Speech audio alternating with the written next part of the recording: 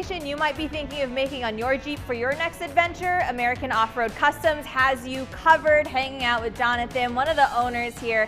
And today we're talking about how you can take a stock Jeep and turning it into one of these bad boys behind us. So let's talk a little bit about it. How does it work? How does it go from stock to not so stock?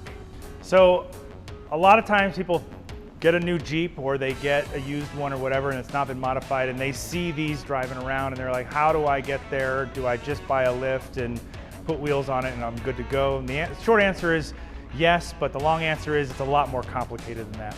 There are so many modifications out there that it can be overwhelming for someone who doesn't understand all the stuff. So we try to offer a way to get you set up the way you want and offer all those upgrades, so that way it's correct and it's going to drive well and perform the way you want and not have to try to figure it all out on your own. So let's talk about some of them. We'll start with this beautiful yellow one that you are so fond of because it is yours. Some of the modifications that you made on this are what? So this is basically still a stock platform in the form that it still has the original engine in it, still has the original size axles, but from there it kind of goes away. So it has coilovers, it's got long arm. People ask what size the lift is. Unfortunately, because it's coilovers, it's kind of unknown. I would estimate like a 3-inch or so lift.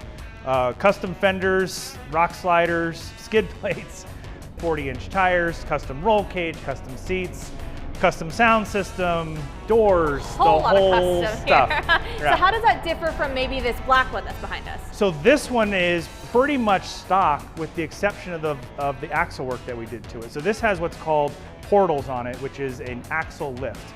Enables you to get the same size tire that's on this one without having to do all the other work because the stress is now relocated into the portal and not on the rest of the drivetrain. So all he really has to do, put portals on, fits bigger wheels and tires, and the rest of it's good to go. And then you were telling me some of the differences between this one and the white one, how you can see what's been done versus how you can't. Right, so these are both 40-inch tire builds, same kind of Jeep as far as the platform goes, but this one is all about rock crawling and has way more work done to the suspension and stuff like that. This is a traditional suspension lift, and you can see by looking at them that the axle and all that stuff is way down more visible compared to this one. This guy is more concerned about just having ground clearance to get out into the terrain, but not really worry about rock crawling. So he's more about ground clearance, he's more about rock crawling, so they have two different sides of the same coin to get where you want to go. Which is nice for no matter who your customer might be. And the other cool thing, the modifications you make on Jeeps, you can also make on trucks, right? Yeah, so a lot of the same stuff that we do on Jeeps, we can still apply to a truck. So if you want to have a lifted truck with bigger wheels and tires, you want to re-gear it, we do all that stuff on trucks as well as on Jeeps. So either way you go, whether it's a truck or a Jeep or an SUV, we can do the same kind of stuff. There are little nuances that vary between the platforms, but overall, we can do the same kind of stuff to a truck. And these look big and bad as is, but they get bigger and badder when you move into this overland type of idea. Talk to me a little bit about that. So a lot of people, especially after COVID, wanted to be able to get out into the wilderness, get away from all the people and camp and stuff like that. And being able to pack all your gear in with you,